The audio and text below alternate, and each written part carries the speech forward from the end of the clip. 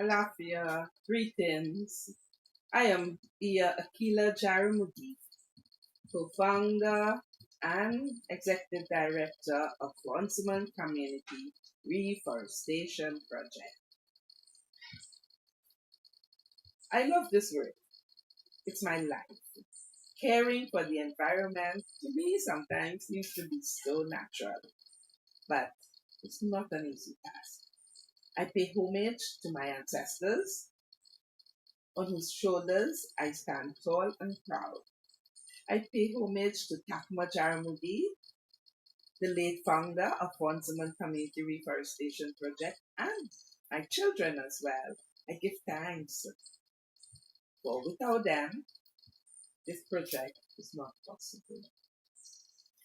But mainly, I look at the term, an African proverb, the load of 10 must not be carried by 2.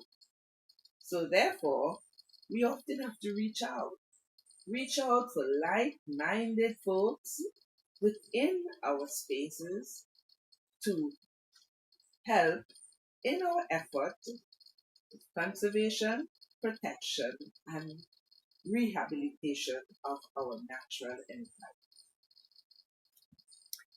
So, can you describe your approach to identifying potential partner organizations for FACRP that align with FACRP's mission? Our mission here is to address environmental and social issues within our watershed. And not just within our watershed, but globally. Because, whatever we do, there is a global impact. Yeah? And so for us, identifying potential partners is like, we have to really be strategic in knowing who our partners are, who we want to have as our partners. Sometimes for us, we don't have to reach out. Partners come to us. And that's good.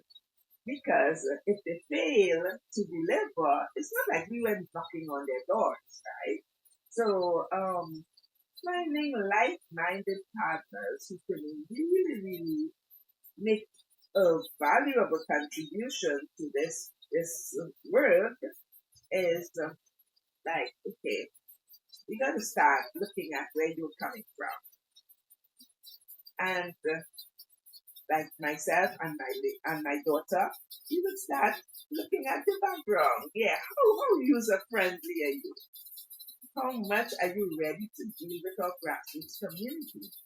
But most of all, how consistent can you be with your approach to work with civil society groups like us? What are you bringing to the table? What is your track record? Because sometimes partners come to us or we say, oh yeah, this seems to be a good partner. And then we check your background, being a heavy polluter. Even though we know the polluters have to pay, but sometimes we are very strategic as to who we want to align ourselves with. Yeah? And we have done that, to me, over the years, we have done that very well. So, I know you said you're strategic in choosing your partners, but I'm sure the partners who want to join you would like to know what criteria do you use to evaluate your partners for joining FACRP as in a partnership? Okay, first, it's about respect. Sometimes we have groups of partners or potential partners or agencies and so on. They come to us requesting a service or want to partner with us. And sometimes they come in with like a chip on the shoulder. They want to come into the organization and, talking down, like, okay, because you're civil society, because you're grassroots, right? They can just come with a bag of money and feel like you can be bought and sold.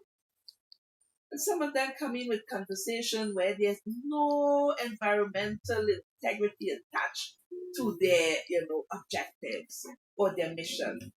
So right away, we as a group existing for years that is based on caring for people and planet, we start to, look at what you can bring.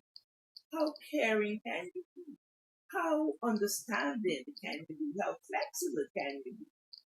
And not really with that rigid approach that you have to and you must. No, this is what we can give. We can only give what we have to offer. And that's honesty, love for the environment and for Mother Earth, respect, and just in general, making a difference, being a change, being the change that we want to see. And the testimony is right here. Because when you look at Bondsman, you can see it's hard work. Converting a quiet climate zone into a healthy agroforestry project and being consistent in the approach for the past 40 years, that says something. So if you want to come in and be a partner with us, you got to be real. You got to be real. You got to be caring. You got to be understanding. And you got to be able to put your resources where you see it's needed. So that being said, can you share an example of a successful partnership you've helped establish and what made it work? Okay, I have many stories because we started way back in 1982, and it was not like an organization that was set out to begin on grant funding. A lot of organizations, in order to start, oh yes, we got to put our structure right because we are going to get some money. We started off with passion and love and care. We started off as an indigenous group of people in the forest, working in harmony with Mother Earth, working in harmony with people, encouraging our community youths to be custodians of their natural environment. So when you look at the genesis, when you look at the beginning of the project, that says a lot. But we did not get our first grant funding until 2000. So that again, from 1982 to 2000, is a big, big, big gap where we just were giving of ourselves. We were doing this because of love, respect, and appreciation, right? And now is the time where we see that in order to continue this work, we urgently need the resources that is required to do so, both technical and financial resources.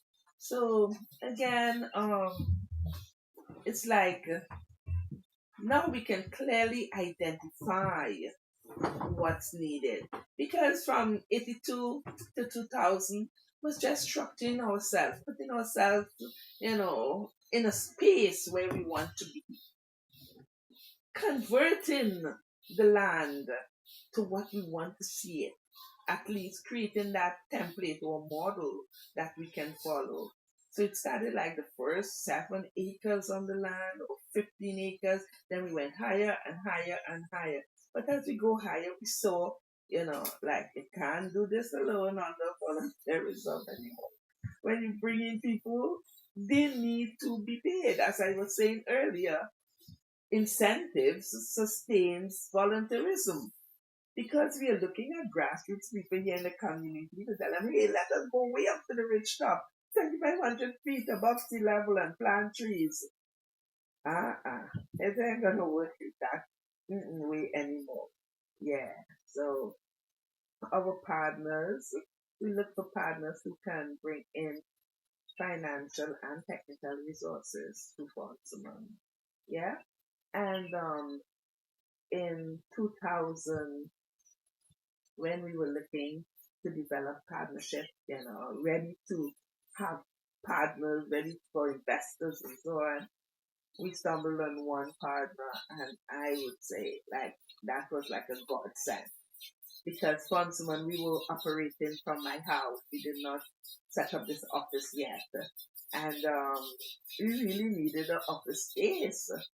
And that donor came in and helped us to set up an office space.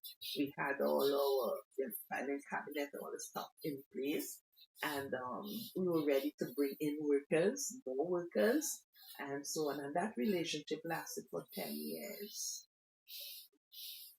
While we know they are, their carbon footprint was not very high, not very clean. They had a high carbon footprint because they were from the energy sector, but they knew that in order to reduce their footprint, they had to align themselves with an entity or organization that will help them, achieve their goal.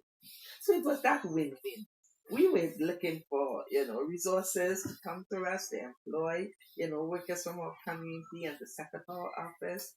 And they were looking for someone who can reduce their carbon footprint. The relationship went very well, and it was just at the point where they had to say goodbye. And after that, another one stepped in, right? And we still maintain that relationship again. So somehow we were able to really, keep in good relations with our donors. And I think it's all about honesty, you know, because if we set ourselves to complete the task or to deliver, this is what we do. We deliver, sincerely deliver. And when it comes to Mother Earth, you can't, I tell my people, walk do hide. When it comes to the forest, walk do hide. If you say you're planting 100 trees and you come out there, you need to see those 100 trees. You will see, unless extreme dry conditions, dry season steps in, and some trees just dry up. And as they dry up, we replant them again, and so on. So again, for us, delivering is the key point in keeping a donor's attention and keeping their interest, being honest and being able to, set timeline on yourself and just deliver. And this is what we do here at Consumer when given a task. Yeah. So, I mean, you spoke about carbon footprint and how some companies, they might not have a brilliant carbon footprint. How can partnering with your organization help companies who are struggling with their carbon footprint to improve that? And do you see a way to really help them achieve those goals? Yeah. At one point, we were looking at carbon credits, right? And we were going through that and saying, okay, we need to start taxing those heavy polluters, taxing those folks who, where the carbon footprint is really high. And the way we can do that is by planting trees on their behalf, ensuring that our catchment area is covered, ensuring that we have enough sequesters on the land, on the hill, to absorb all the pollution. Yeah. So, for example, if a donor comes in and he's from the energy sector and they want to do something to reduce their footprint, I say, okay, we can negotiate here. We can plant 50,000 trees. We can plant 5,000 trees within a year or 2 years. We can educate, the masses. We can, as the young people say, raise your voices, not the sea level. We can be advocates for the environment and make sure that, this information goes out and we have more people come on board to do the task of cleaning up your mess. Yeah. So, we always like to talk about things that didn't work that well. So, have you ever had a partnership that just didn't work out? And what lessons did you take away from that experience? Well, yes, we have had several partnerships that did not work out. And oh my, it left us in situations where we did not even expect to be. Because an old saying, we'd hear our grandparents say, never put your hat where you can Never hang your hat where you can't reach. So getting into the system and having to pay taxes and all the stuff, and this organization or donor stepped in and said, okay, we are here with you for a certain period of time. And then we started to, okay, link up with those agencies that is involved um, on the transparency and all the stuff, and you start managing money and so on, and have to pay taxes. Now this donor end up delaying in the disseminating the funds. Taxes start building up. We end up in some debt that we did not foresee at all, and it was not our fault. And they themselves did not want to honor, that that was created through that partnership. And I found that to be really, really hard. Yeah, and that did not go down very well at all. So that was one incident. And another incident we had with another donor where they they wanted something to be done, and it was not part of our way of doing things, right? And the relationship lasted for just a period of time. They did not want to pay our workers to do a certain task. And that was, at that time, we were doing trails going way up the mountain. So we told them that we have to employ the young people who understand how to do terraces and so on. They said, "Oh no, we can't pay for labor." I said, "But we need to pay the young people. They are accustomed because they live up in the mountain. They know how to, create trails and so on." They said, "Okay, well, you'll have to phrase it a different way. You'll have to put benching machine." And I think that was very insulting, calling humans benching machine. And that is how you had us to put it in the report that, they would pay like the service of a benching machine. And I found that not to be too right, too balanced, too, human sensitive. I say, okay, next time we're choosing a partner, we need partners who can be flexible, partners who can respect us, partners who um, you know don't look down at indigenous or grassroots people. And that's some of our criteria in looking for a good partnership. Yeah. So, a final question. You mentioned that you had multiple partners over the years. How do you balance the needs of these multiple partners while staying true to your organization's mission? Well, I think from the get start, when we start having conversations before we sign any contractual agreement, we need to look at terms and conditions from the top. Yeah. And if it doesn't really go down well, if it doesn't fall within, our way of thinking, our objectives and our mission, then we back out. So we don't wait till you get in the middle of a project, or in a relationship to realize, hey, this partner is going off key, right? We need to talk before we sign on to do anything. And I must say, thanks to my technical advisor, she would say, you need to do the right thing. You need to, understand the terms and conditions. We need to sit and read between the fine lines before we sign on. Yeah. And this is what we put in front of any agreement, any relationship. We need to understand where you are coming from. You need to understand where we are coming from. You need to understand our missions and our goals and objectives before, and make sure it aligns with, your objectives as well. So it's all about respect. It's all about respect, and it's all about a win-win at the end. You know. So we deliver you, and in return, you know, deliver the best. So, yeah.